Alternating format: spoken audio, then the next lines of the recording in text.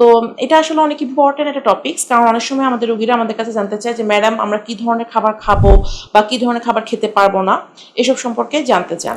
তো কেমোথেরাপিগুলো দেওয়ার পরে আমাদের বেশিরভাগ ব্লাড ক্যান্সার পেশেন্টদেরই যে সাইড এফেক্ট হয়।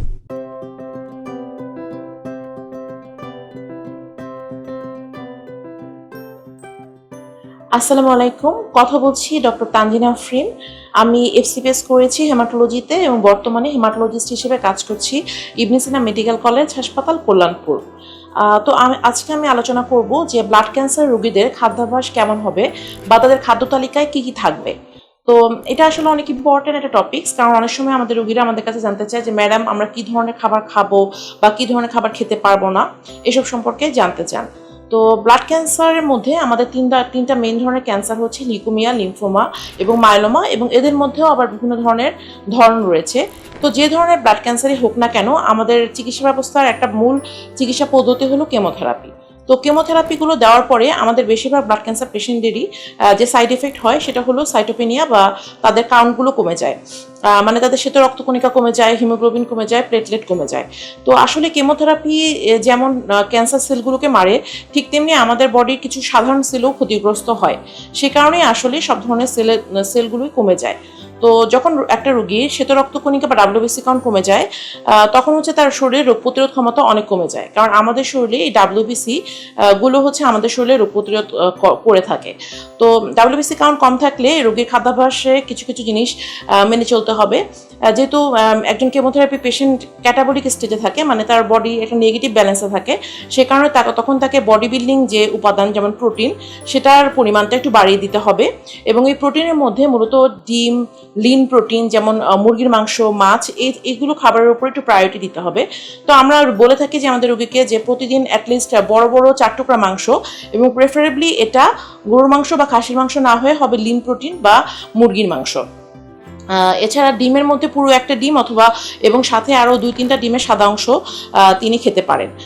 এছাড়া একজন ব্লাড ক্যান্সার রোগীর খাদ্য ডায়েটটা সেটা হচ্ছে নিউট্রোপেনিক ডায়েট, মানে খেয়াল রাখতে হবে যে কোনোভাবেই যাতে রোগীর শরীরে কোনো জীবাণু বা জার্ম প্রবেশ না করে।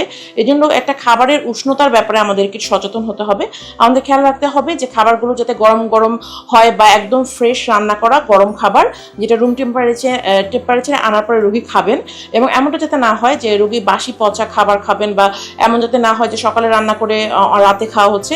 এটা প্রেফারেবল হচ্ছে যে যখন রান্না করা হয় তারপর অ্যাজ সুন অ্যাজ পসিবল যাতে রোগীর খাবারটা খেয়ে ফেলেন, এবং খাবারের যে তরকারিগুলো দিয়ে রান্না করা হবে সেই তরকারিগুলো যাতে অনেক বাসি তরকারি না হয়, একদম ফ্রেশ বাজার থেকে কেনা, এবং তরকারিগুলোর মধ্যে যাতে কোনো কালো স্পট টট না থাকে, এরকম ফ্রেশ তরকারি বাজার থেকে কিনে আনার পরে খুব ভালো করে ধুয়ে সেগুলো দিয়ে খাবার রান্না করে রোগীরা খাবেন। এছাড়াও বলা হয় যে রোগীদের যে একদম কাঁচা খাবার যাতে না খায়, যে যখন ডাব্লিউবিসি কাউন্টটা অনেক বেশি কম থাকে তখন আমরা বলি যে একদম জাতীয় খাবার বা কাঁচা কিছু খাবেন না। সেটা হতে পারে সালাদ, হতে পারে ফল। এটা আসলে রোগীর ডাব্লিউবিসি কাউন্টের উপরে ভিত্তি করে আমরা বলে থাকি। যদি ডাব্লিউবিসি কাউন্টটা 3000 থেকে 3000-এর উপরে হয় তখন আমরা বলি যে আপনি একটু মোটা খোসাযুক্ত ফল খেতে পারবেন। সেক্ষেত্রে রোগীরা মোটা খোসাযুক্ত ফলগুলো বাজার থেকে এনে খুব ভালো করে সিরকা বা ভিনেগার দিয়ে ভিজিয়ে রেখে মোটা করে খোসা ছাড়িয়ে সেই ফলগুলো খেতে পারেন। এর মধ্যে কিন্তু ডাবটা একটু সেফ সাইডে আছে, যেহেতু ডাবের খোসা অনেক মোটা, সেজন্য বেশি জার্ম বা জীবাণু কিন্তু খুব সহজে ডাবের ভিতরে প্রবেশ করতে পারছে না। এছাড়াও যেসব ফল খুব বেশি চপ করতে হয় বা বেশি কাটতে হয় সেসব ফল একটু অ্যাভয়েড করতে বলা হয়, কারণ এই যে নাইফ বা ছুরি বা চামচ, এগুলোর মধ্যেও কিন্তু জার্মস থাকতে পারে। এবং এক্ষেত্রে আমরা রোগীদেরকে বলি যে চামচটা আগে থেকে ধোয়া আছে সেটা দিয়ে আপনি খেয়ে ফেলবেন, নো, এই চামচটা আপনি আবার সুন্দর করে ধুয়ে আবার খাবেন, অথবা প্লেটটা আবার ধুয়ে খাবেন। এভাবে আপনাকে এগুলো মেনটেন করতে হবে। এছাড়াও পেশেন্টের দেখা যায় যে ডাব্লিউবিসি কাউন্টের সাথে সাথে কিন্তু তার হিমোগ্লোবিন কাউন্টও কমে যাচ্ছে বা রক্ত কমে যাচ্ছে। সেক্ষেত্রে তার খাদ্য তালিকায় আয়রনযুক্ত খাবারগুলো রাখতে হবে, যেমন হচ্ছে শিং মাছ, মাগুর মাছ, তারপর হচ্ছে কচু, কাঁচকলা, তারপর হচ্ছে গেল ধনিয়া পাতা, পুদিনা পাতা, হ্যাঁ, তারপর হচ্ছে ডিম। তারপর এছাড়া যদি রোগীর সুগারের সমস্যা না থাকে সেক্ষেত্রে উনি কিশমিশ বা খেজুর খেতে পারেন।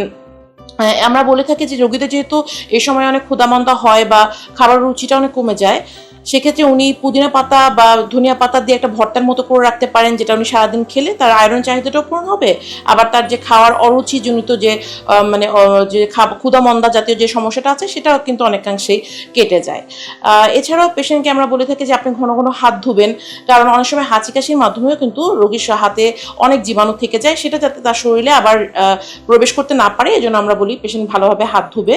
এবং এছাড়াও পেশেন্টকে আমরা বলে থাকি যে আপনি যেহেতু অলরেডি কেমোথেরাপি পাচ্ছেন, আর যাতে কোনো কিছু ঝাল মশলা তেল বা অতিরিক্ত ফ্যাট জাতীয় খাবার বা জাঙ্ক ফুড এগুলো যাতে তিনি অ্যাভয়েড করেন, কারণ এগুলো খেলে উপর্যুপরি তার আরও অ্যাসিডিটি বা গ্যাসের সমস্যা বা মানে বমি বমি ভাব এগুলো সমস্যা বেড়ে যেতে পারে, এজন্য তাকে এই খাবারগুলো অ্যাভয়েড করতে হবে। এছাড়াও পেশেন্টকে আমরা যেটা বলে থাকি যে তিনি যাতে দিনে 2.5 থেকে 3 লিটার পানি খেয়ে থাকেন, এবং এটার জন্য তিনি স্যুপ, ডাবের পানি সহ বিভিন্ন ঝোলযুক্ত তরকারি খাবেন, যাতে তার সারাদিনের পানি চাহিদাটা পূরণ হয়ে যায়। তো আমি এটাই বলতে চাই যে আসলে খাদ্য কিন্তু একজন কেমোথেরাপি পেশেন্টের অনেক গুরুত্বপূর্ণ একটা অংশ। এই খাবারের মাধ্যমেই কিন্তু আপনার পুষ্টিগুলো আপনি পূরণ করে ফেলতে পারবেন, এবং কেমোথেরাপির কারণে আপনার শরীর যে ক্ষতিগ্রস্ত হচ্ছে সেখান থেকে আপনি হিল হতে পারবেন। তো এজন্য আপনি যে হেমাটোলজিস্টের আন্ডারে কেমোথেরাপি গ্রহণ করছেন তার সাথে কথা বলে আপনার খাদ্যের ব্যাপারটা ক্লিয়ার হয়ে নেবেন এবং সেভাবে মেনে চলবেন। আশা করি আপনি খুব দ্রুতই এই কেমোথেরাপি জনিত জিনিসটা থেকে রিকভার করতে পারবেন। তো সবাই সুস্থ থাকবেন, ভালো থাকবেন। ধন্যবাদ।